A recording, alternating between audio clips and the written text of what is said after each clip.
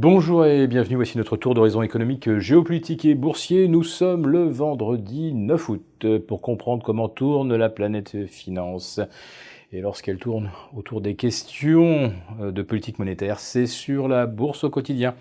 Et nulle part ailleurs, et l'épisode du jour s'intitulera « Quelques petites instructions pour la prochaine quinzaine ».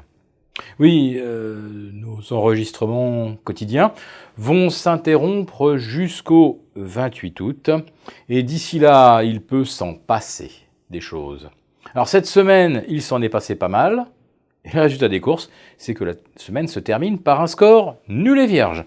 Le CAC 40 à 5320 points va donc en terminer sans variation par rapport à vendredi dernier, après avoir testé au plus bas lundi 5250, mais surtout hors séance lundi soir, 5100 points. C'est probablement ce niveau des 5100 qui pourrait constituer soit l'ultime rempart à la baisse au cours de la prochaine quinzaine, soit la limite à partir de laquelle il faudrait se préparer à un épisode correctif moyen terme. Alors, nous sommes tentés de penser que nous sommes effectivement d'ores et déjà dans un contexte de correction. Sinon, comment aurait-on pu assister à une décrue des taux telle qu'on a vu le rendement de l'OAT atteindre moins 0,30, le rendement du Bund allemand moins 0,60, et on a flirté avec les moins 100 sur le 10 ans suisse. Bon, c'est un cas un peu particulier. La Banque centrale helvétique est la seule qui, depuis des années, a mis ses taux directeurs en négatif à moins 0,75. Pour l'instant, la BCE en est encore à 0. Mais quand on voit, par exemple, sur l'OAT, des rendements de moins 0,78, du moins 0,86 sur du 2 ans allemand, alors ça veut dire qu'on anticipe déjà, d'ici 2020 ou 2021, des taux à moins 0,75, voire peut-être plus. Mais qu'est-ce que donnera une économie avec des taux négatifs ? Alors, pour le particulier, vous qui nous écoutez tous les jours, probablement une confiscation, peut-être symbolique, mais tout de même une ponction sur vos dépôts. Et pour les brasseurs d'argent, les family office, les hedge funds, là par contre, on va continuer de tabler sur des plus-values sur les supports obligataires. Car depuis peut-être 2012, en ce qui concerne les Bunds, qui achète du Bund de 2 ans à moins 0,50, moins 0,75, moins 0,80%? Eh bien, uniquement des gens qui se fichent totalement du rendement et qui ne voient les obligations qu'au travers d'un potentiel de plus-value. Et comme tout est complètement renversé, on voit désormais les actions comme un vecteur de rendement. Quand il n'y en a pas sur l'obligataire, on va en trouver sur les actions. Alors à quel prix ? 60, 70 fois les bénéfices, peut-être plus. Alors que nous venons d'être bien secoués à partir du 1er août, la question est de savoir si maintenant les marchés vont se calmer, vont retrouver un peu de leur sérénité avant le sommet des banques centrales de Jackson Hole, qui aura lieu donc à la mi-août. On espère un message extrêmement accommodant, extrêmement rassurant.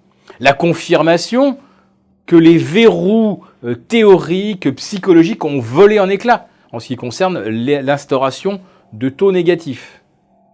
Car si la BCE s'y refuse, et que la Fed, elle, peut baisser ses taux de 50, 100, 150 points à un horizon de 1 an ou 2, alors là, on peut penser qu'effectivement, l'euro pourrait remonter face au dollar, si on reste collé à zéro, et que la Fed, dans le même temps, abaisse de 100 points ou plus son taux directeur. Donc, tout cela sera évidemment très surveillé lors du sommet de Jackson Hole.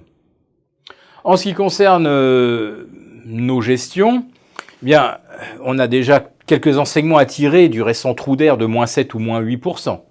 Quelles sont les entreprises qui se sont montrées les plus vulnérables ? Toutes celles liées aux matériaux de base. Alors bien sûr, il y a eu Eramet qui a perdu 25% en quelques jours. On a eu également les valeurs bancaires, avec l'écrasement des spreads, c'est-à-dire en fait du delta, ce que les banques peuvent gagner entre le coût auquel elles empruntent auprès des banques centrales et le coût où elles reprêtent à l'économie réelle, entreprise ou particulier. Donc ces marges s'écrasent, les banques en sont victimes. Et je précise que la situation semble à nouveau critique en Italie, dans le secteur bancaire, où on a vu Unicredit plonger sous le seuil des 10, s'enfoncer vers 9,60 et atteindre un plus bas depuis novembre 2016. En dessous des 9,60, c'est carrément l'enfer pour Unicredit, et d'autres banques italiennes ne sont pas dans des situations plus enviables.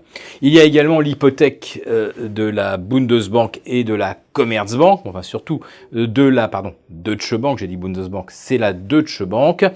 Si l'on voyait le titre replonger sous les 6 €, là aussi ça pourrait constituer une véritable alerte rouge pour les marchés. En fait, il y a tellement de possibilités de voir du risque, du stress se manifester, qu'on ne peut que conseiller évidemment de profiter du moindre rebond des indices pour reconstituer des couvertures, se protéger. Alors qui achète en ce moment, qu'est-ce qui a fait remonter le CAC de 5250 à 5350 ? Eh bien, des gens qui expliquent de façon assez rationnelle que les taux vont bien baisser davantage. On en est à peu près tous convaincus. Et que dans ces conditions, la prime de risque sur les actions va continuer d'augmenter mécaniquement. Autrement dit, il y aura encore moins de choix, le choix unique des actions par rapport à des actifs obligataires qui ne rapportent rien. Et puis il y a aussi Monsieur Trump, dont on sait qu'il joue sa réélection sur des marchés financiers au plus haut. Il a même évoqué un Dow Jones à 30 000 si jamais les taux avaient été baissés au lieu d'être montés par la Fed. 30 000, ça peut paraître un objectif complètement ambitieux, mais si des gens se remettent à y croire, alors là, oui, on peut penser que les marchés seraient à nouveau mûrs pour une forte correction. Et on aura certainement de nouveau le même scénario. Plongeons des actions, envoler des dettes ou des bons du trésor, des dettes souveraines, et flamber à nouveau du métal précieux, de l'or au-delà des 1500, et espérons voir l'argent enfin franchir le cap des 17. Là, ça ouvrirait un boulevard en direction des 20 $ l'once.